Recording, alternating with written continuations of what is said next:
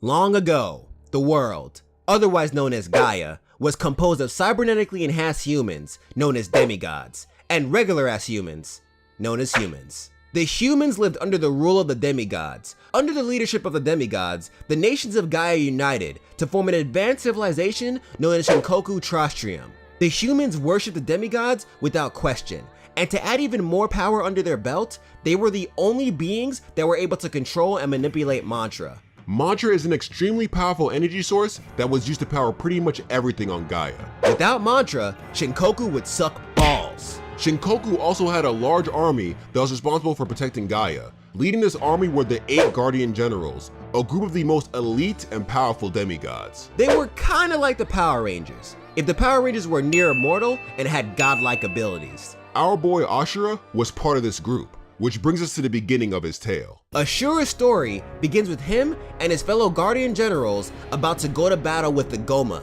in space. Because even though the story takes place in ancient times, spaceships are somehow a thing. The Goma were creatures that spawned from the dark spirit of Gaia.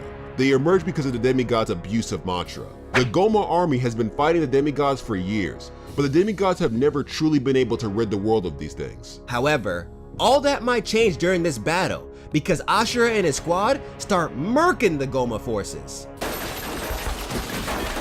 The Guardians are all like, we might finally get rid of these assholes. But right there and then, the mother of all Goma, known as Bleacher, erupts from Gaia. God fucking damn it. Bleacher begins to overpower the Guardian Generals, but just when all hope seems lost, the priestess of Shinkoku, Ashura's daughter, uses her high-level mantra manipulation skills to grant Asura immense mantra. Asura uses his anime power boost to solve the Bleacher problem in the way that he will solve most of his problems in this story, with a mean punch to the face. Unfortunately, this doesn't kill Bleacher, it just kind of forces it to bitch out and dip.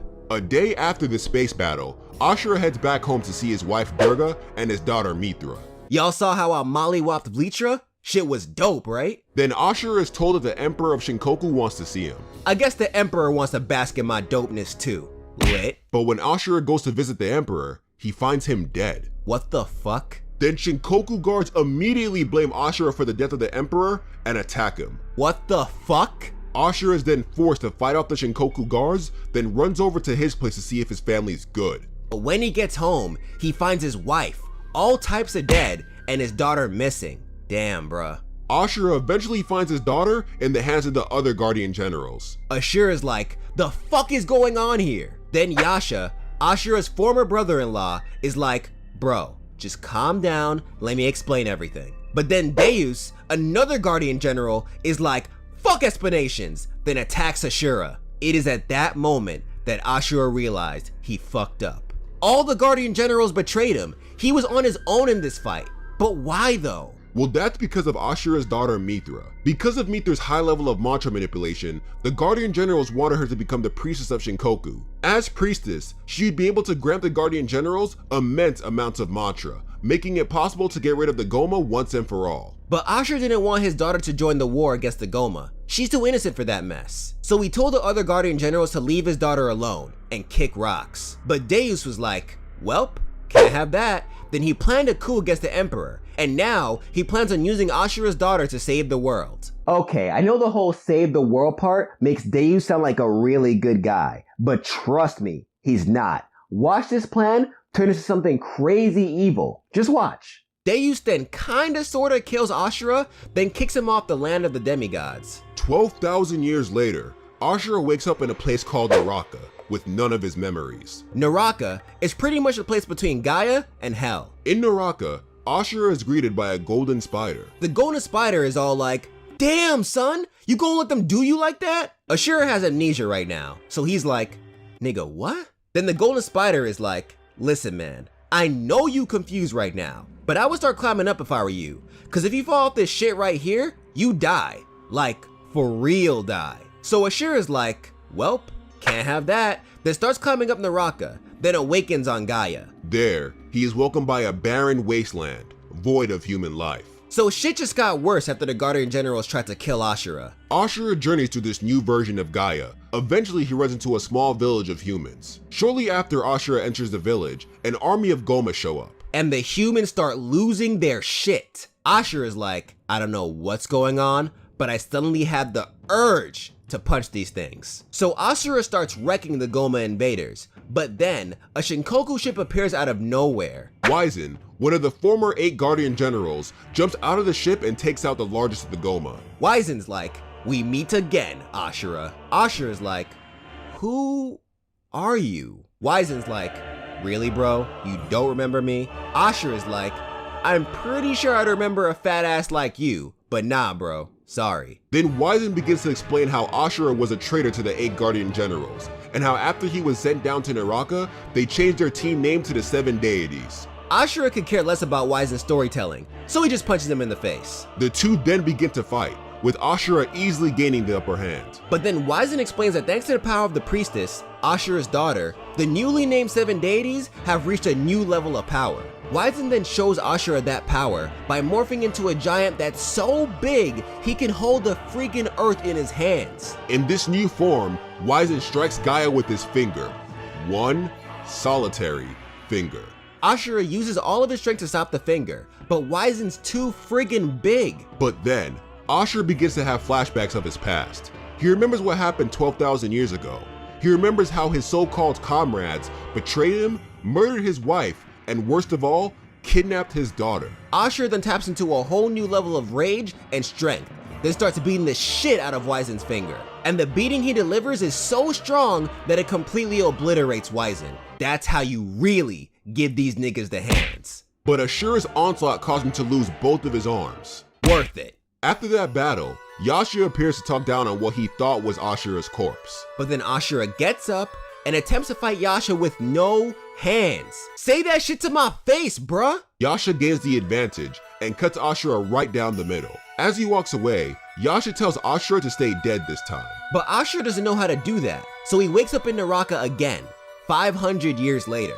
There, our boy, the Golden Spider, shows up again. The Golden Spider gives Ashura a somewhat motivational speech. Then Ashura starts running up Naraka so his soul can return to his body. He awakens on Gaia with his arms back, but he notices a girl that looks strangely similar to his daughter Mithra. Daughter? Is that you? That doesn't answer my question. While Ashura is wondering where he is and who this random chick is, Goma appear and kidnap the girl that looks like Mithra. Ashura ends up saving the girl and lands in another village being attacked by the Goma. Welp, guess I gotta show him the hands. Again. Ashura easily takes care of the Goma trash, but as he finishes up, Shinkoku ships appear above the village. Shinkoku soldiers land on the village, along with a hologram of Kaoro, one of the 7 deities. Kaoro starts talking that shit to Ashura about how he's a lowly trader and blah blah blah. Yawn. But then, Kaoro instructs the Shinkoku soldiers to do something odd. The soldiers start murdering the humans. Ashura's like, bruh, the hell are you doing? Then he stops the Shinkoku soldiers' attack on the village. Mithra's twin is all distraught because her whole village is basically dead, but Ashura goes to her and is like, don't worry, fake daughter, I'ma give all those bastards these hands. Ashura then single-handedly starts to take down the Shinkoku ships one by one. On one ship, he finds a machine that is harvesting human souls. Kaoro explains that this machine is meant to turn human souls into mantra. Pissed, Ashura rushes to Kaoro to finish him off, but he escapes. Scratch that. Tries to escape. As Kaoro is leaving in his escape pod, Ashura jumps on it and slowly starts crushing it. Kaoro begs for his life, but Ashura is like, killing humans is not cool, then completely crushes Kaoro. After Kaoro's death, Ashura crashes into a mountain and is knocked unconscious, but he is found by August, his former teacher and current member of the 7 deities. August doesn't really care about what the 7 deities want, so he and Ashura just chill in the hot spring and start chopping it up. He tells Ashura about Deus's plan, known as the Great Rebirth. Deus wants to kill a large amount of humans and harvest their souls to create mantra. He will then use that mantra to power the ultimate mantra weapon, known as the Brahmastra. This weapon will be able to permanently rid the world of the Goma, thus leading to an era of everlasting peace. But August doesn't care about any of that shit. He just wants to fight. So after chilling for a bit, Ashura and August head to the moon to commence their duel. The two demigods are equally matched, until August pulls out his sword. August then extends his sword and uses it to push Ashura back down to Gaia. What kind of sword is this? Ashura finds his chance to break the sword, and uses that to slice August open, thus finally defeating him. But now, Asura has no arms. Again. After the battle, Asura hears Goma in the distance. Yo, can I get a friggin' break? Asura runs over to face the Goma. Then he dies? Maybe?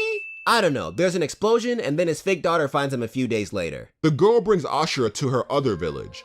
There, Asura finds more humans. But like the last 2 times Asura found a group of humans, Shinkoku ships show up without being invited. These ships were being led by Olga, another member of the 7 deities. Under Olga's command, the Shinkoku forces completely murk the human village. Asura survives the attack, but realizes that this attack killed his fake daughter. But she didn't even do anything, son! Enraged, Asura powers up to a level that surpasses the 7 deities. His anger transforms him into a completely different form, Berserk Asura. And he somehow gets his arms back. Again. Using this newfound power, Asura destroys the majority of Olga's fleet and forces her to retreat. Sometime after this battle, Yasha and Sergei, another deity that hasn't caught the hands from Asura, travel through Gaia to collect more souls. However, as they are collecting souls, Asura shows up and bodies Sergei. Yasha watches in horror as Asura holds the body of one of his fellow deities. But then, Sergei starts talking some shit, like all the other deities that Asura wrecked. Sergei tells Yasha that he is the one who killed Yasha's sister, Durga. Who, in case you forgot, is also Asura's wife. So yeah, bad move, Sergei. I'm not sure if Asura heard this, but after that comment, Asura immediately crushes Sergei's head. Another deity down. Yasha tries to reason with Asura, but Asura is still in his berserk mode, so he's still trying to murder people. So Yasha contemplates killing Asura right here and now, but he has a sudden change of heart. He realizes that Asura is not the bad guy, and maybe murdering humans to save the world is not the best idea. So instead of killing him, Yasha knocks Asura out of his berserk state, but this put Asura in a coma. In his comatose state, Asura is once again greeted by the voice of the golden spider. Hey, it's my boy! The spider tells him to give in to his anger.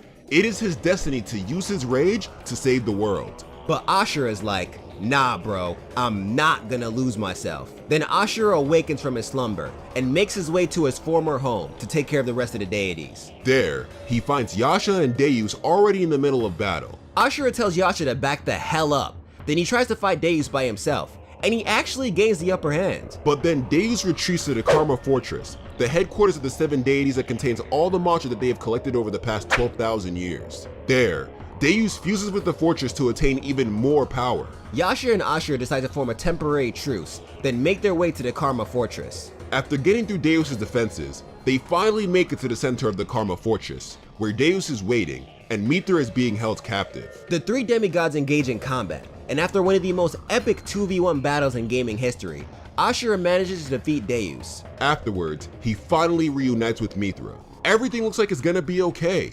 until Vlithra reemerges from Gaia. Jesus, can I get a fucking break? So Asura and Yasha try to take down Vlithra, but they're just not strong enough. So Mithra does something hella useful, and bestows all the mantra that was stored into the Karma Fortress onto Asura. Thus allowing Asura and Yasha to bust into the core of Vlithra, where they meet Vlitra's true form, a being that looks oddly similar to Asura when he's in his berserk mode. The 2 demigods manage to defeat this being, thus permanently putting an end to Vlithra.